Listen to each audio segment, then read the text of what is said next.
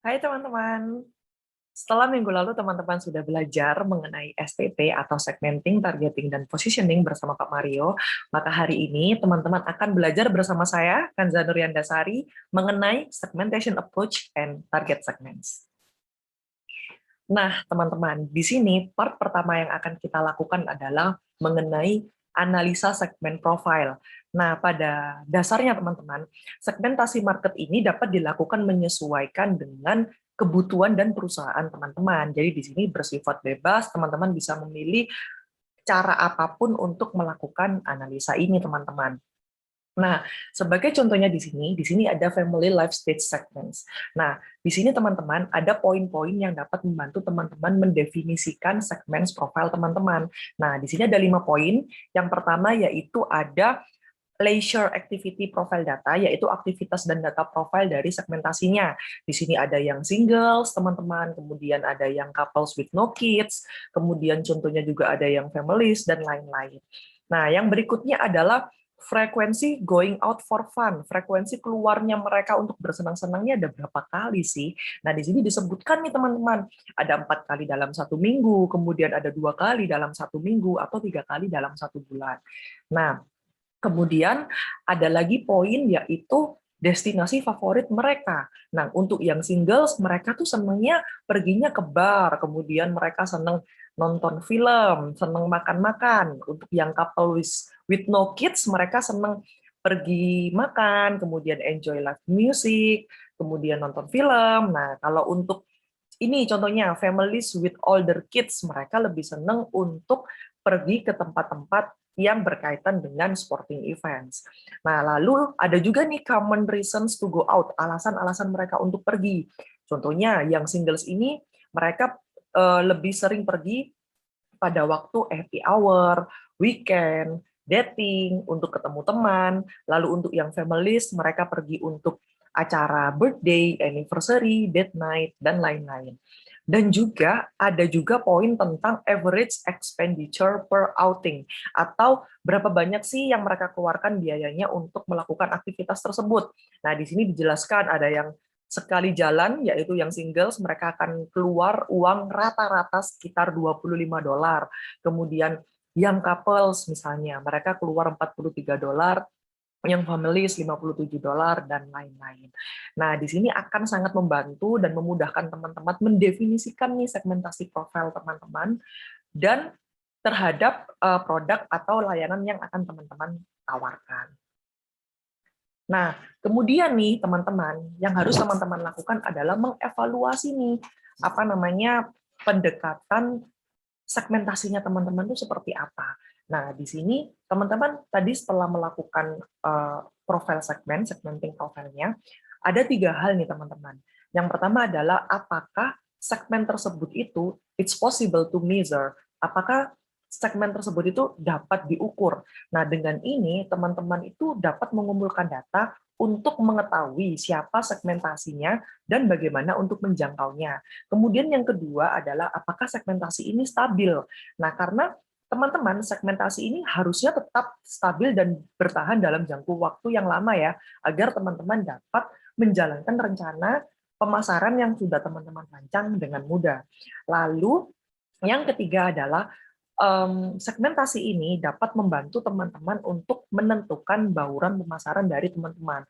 Jadi di sini teman-teman akan memiliki banyak wawasan tentang bagaimana sih cara membentuk atau merancang produk, harga, promosi, dan juga tempat agar sesuai dengan kebutuhan dari segmentasi tersebut. Nah, kemudian teman-teman, di sini ada segmentation approach. Nah, di sini ada 3 hal ya teman-teman, ada 3 cara untuk melakukan pendekatan segmentasinya.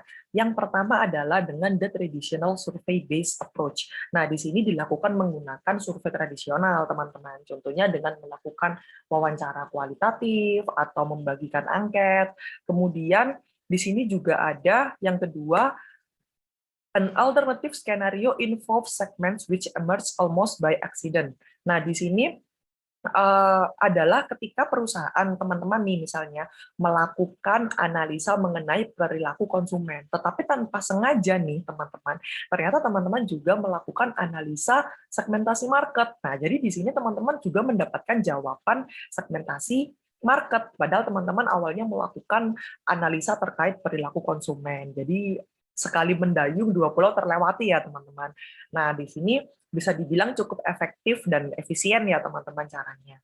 Kemudian yang ketiga adalah dalam B2B and service markets, the macro-micro approach has achieved popularity.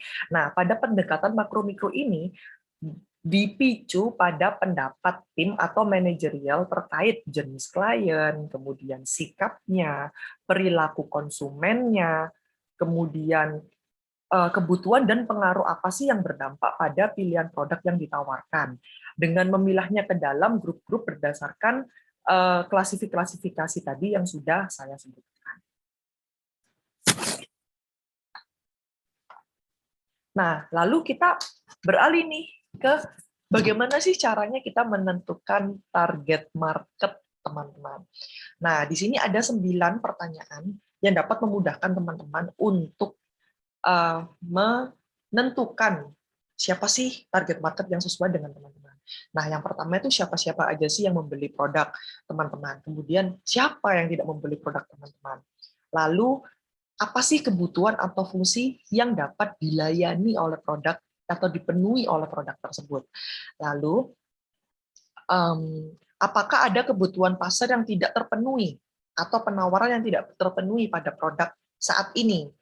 Nah, berikutnya, yang kelima, apa sih problem yang dapat diselesaikan oleh produk ini?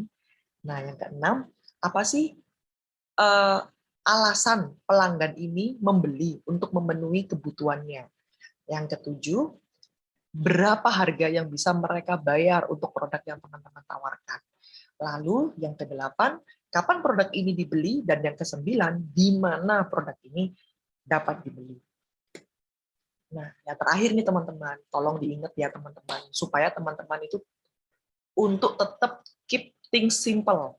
Dan kemudian teman-teman juga melakukan atau memiliki backup plan ya teman-teman, supaya teman-teman tidak hanya melakukan keputusan itu hanya dengan satu atau dua keputusan saja. Nah, kemudian teman-teman juga memiliki skema segmentasi itu yang bermacam-macam. Nah, jadi teman-teman bisa fit ini di mana aja, di profil jenis segmen mana-mana aja teman-teman dapat dengan mudah masuk ke dalamnya. Lalu jangan lupa teman-teman juga harus menawarkan kreativitas bagaimana cara teman-teman itu untuk mendekati market itu dengan cara-cara yang inovatif, teman-teman. Apalagi teman-teman kan milenial, pasti banyak dong cara-cara yang dapat teman-teman lakukan dengan mudah untuk fit in terhadap segmentasi marketnya. Nah, terima kasih teman-teman. Sekian dari penjelasan saya hari ini terkait segmentation and targeting approach. Semoga teman-teman dapat menerima dan dapat mempelajari manfaat dari materi hari ini dengan baik. Terima kasih. Salam entrepreneur.